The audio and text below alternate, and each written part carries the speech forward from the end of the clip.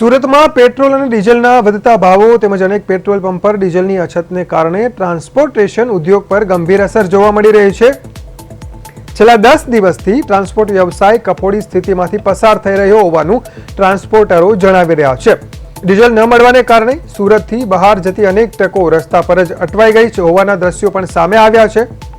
બીજી તરફ આંતરરાષ્ટ્રીય યુદ્ધ જેવી પરિસ્થિતિ અને ઈંધણના વધતા ભાવોને કારણે ટ્રાન્સપોર્ટરોની મુશ્કેલીઓ વધી ગઈ છે।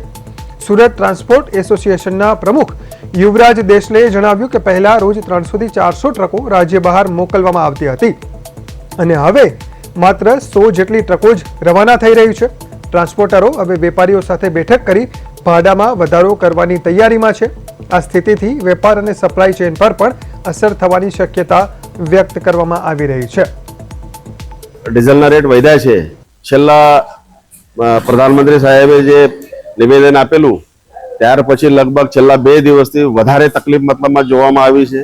અમારે જે કેટલી બધી ટ્રકો છે હાઈવેઝ ઉપર કોઈ ડીઝલ મળતું નહીં હોતું, રોડ પર ઊભી છે, હાઈવેઝ ઉપર ઊભી છે ગાડીઓ, અને આજે બી ડીઝલ નથી મળતું અને આજે ડીઝલ મતલબમાં જે રેટ વધી ગયા છે એના લીધે આવનારા દિવસોમાં બહુ જ તકલીફ રહેશે।